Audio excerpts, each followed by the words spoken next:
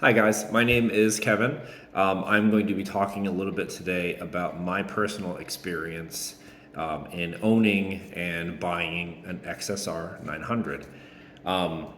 So just a very quick backstory. I came into having an XSR 900 with about 6 months of riding experience under my belt.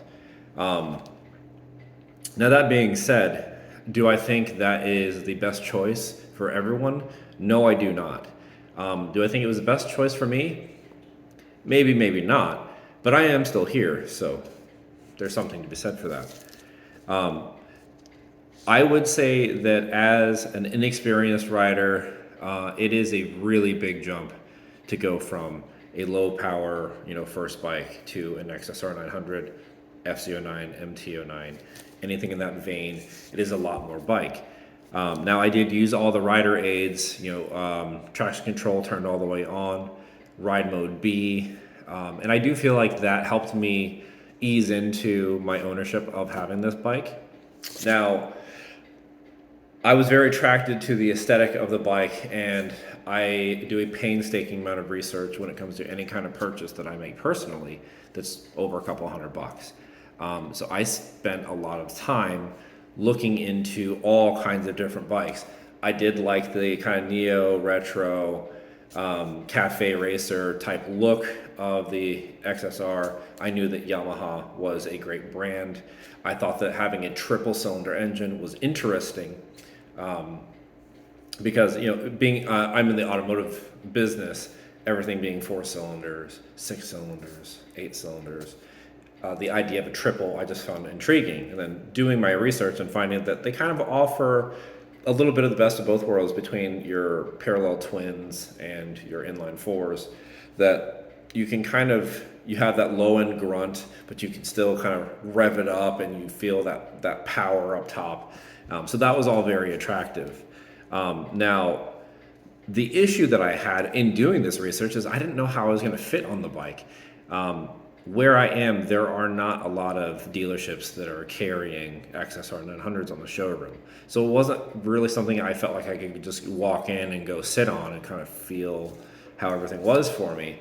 Now, coming out of the CB500 that I was riding at the time, I knew about anything would fit me better than that, aside from maybe a Grom, because I just was dwarfing that motorcycle.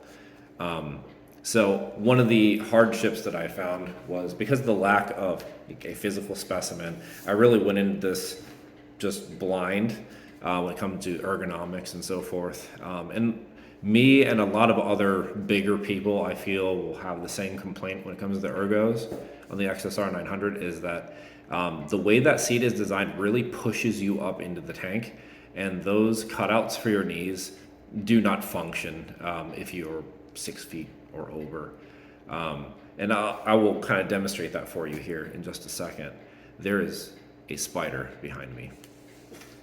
That's pretty cool. We're gonna not think about that right now.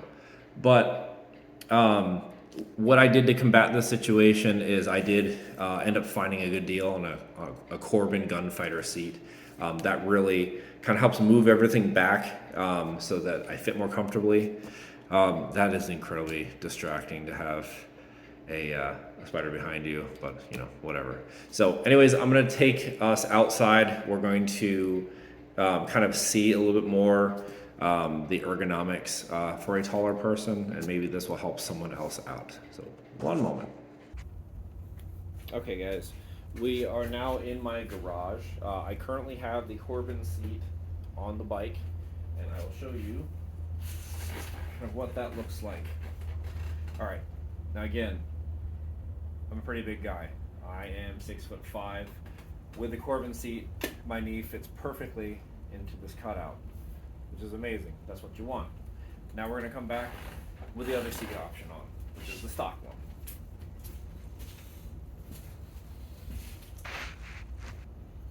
Okay, now we've got our good old-fashioned stocky back on. So I am now sitting kind of in the cup of the seat. My knee is much further up. I look like a bear humping a football. It's not very comfortable. Now, is it more comfortable than a smaller bike? Yeah, it is. Could it be improved upon as a bigger guy with a custom seat? Absolutely.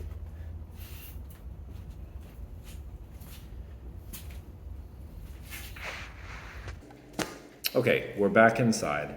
Just gonna wrap this up.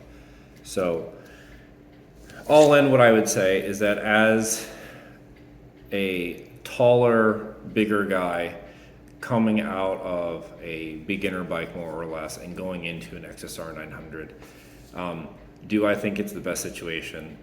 No, I really don't. But I think anyone can be responsible and move into a bigger bike without much problem.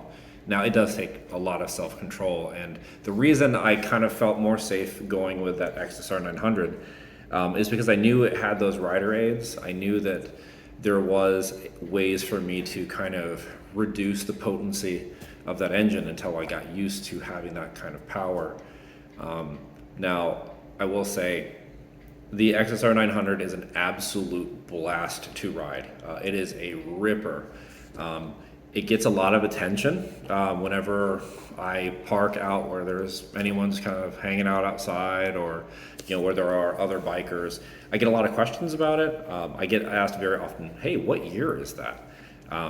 Probably because that engine sounds very modern, and it definitely is a more modern bike, but I can see how it could be confusing. Maybe to the untrained eye or someone who's not so much a bike enthusiast. I would also say the aftermarket for it is not great. It's not going to have the kind of support that your R6 is going to have, or even the MT09. The MT09, there's a lot of aftermarket stuff out there. Some of it doesn't really translate onto the XSR 900 the way you think it might. Which I found out going through trying to get frame sliders and so forth. But it is a super fun bike. There are plenty of other options out there for second bikes.